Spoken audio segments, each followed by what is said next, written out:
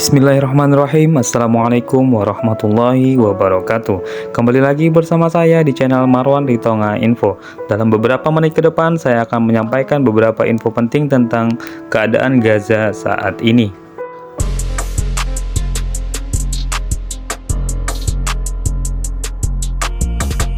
Dari Gaza City, korban tewas akibat serangan udara Israel terhadap jalur Gaza bertambah menjadi sedikitnya 1.900 orang. Lebih dari 7.000 orang lainnya mengalami luka-luka akibat gempuran yang dimulai sejak sepekan lalu. Seperti dilansir dari Al Jazeera dan AFP Sabtu 14 Oktober 2023, Kementerian Kesehatan Palestina dalam laporan terbaru pada Jumat 13 Oktober waktu setempat melaporkan peningkatan jumlah korban tewas akibat serangan udara Israel di wilayah tersebut. Di antara 1.900 orang yang tewas, sebut Kementerian Kesehatan Palestina, sebanyak 614 orang diantaranya merupakan anak-anak, dan sebanyak 370 orang diantaranya berjenis kelamin perempuan.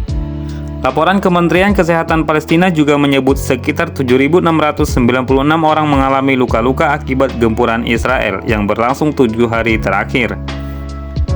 Selain di Gaza, sebut Kementerian Kesehatan Palestina, sedikitnya 14 warga Palestina tewas di tepi barat sepanjang Jumat 13 Oktober waktu setempat. Dengan demikian, total 49 orang tewas di tepi barat sejak Sabtu 7 Oktober lalu. Israel terus menggempur jalur Gaza selama sepekan terakhir untuk membalas serangan Hamas pada akhir pekan lalu yang melibatkan penyerbuan ratusan militan bersenjata dan rentetan serangan roket. Otoritas Israel melaporkan sedikitnya 1.300 orang tewas akibat serangan Hamas di wilayahnya. Hamas sebut 70 orang tewas akibat serangan Israel saat mengungsi. Sejumlah pejabat Hamas melaporkan bahwa 70 orang tewas akibat serangan udara Israel yang mengenai konvoi warga yang mengungsi dari Gaza City. Disebutkan bahwa kebanyakan korban tewas merupakan wanita dan anak-anak. Dari kantor Hamas, seperti dilansir Al Jazeera, menyebut mobil-mobil yang membawa warga Gaza diserang di 3 lokasi saat bergerak menuju ke selatan dari Gaza City.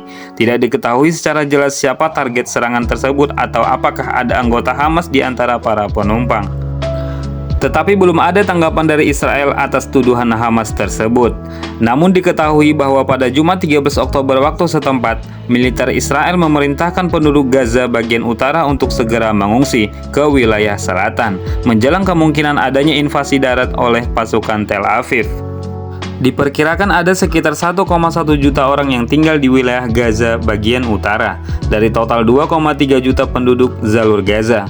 Gaza City yang masuk ke dalam wilayah Gaza bagian utara merupakan area paling padat penduduk.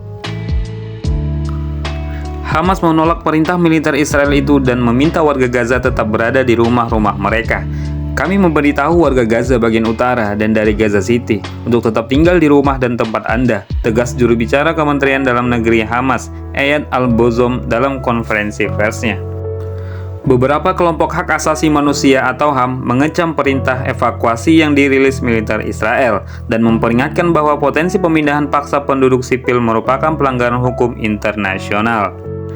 Sekian info yang dapat saya sampaikan khususnya tentang update perkembangan di Gaza, Palestina. Semoga dengan video yang singkat ini pula bisa menggetarkan hati kita untuk sama-sama mendoakan agar korban di Gaza, Palestina tidak bertambah banyak dan mendapatkan kebebasan serta kemerdekaan secepat-cepatnya. Pray for Palestine and Palestine will be free. Saya Marwan Ritonga. Wassalamualaikum warahmatullahi wabarakatuh.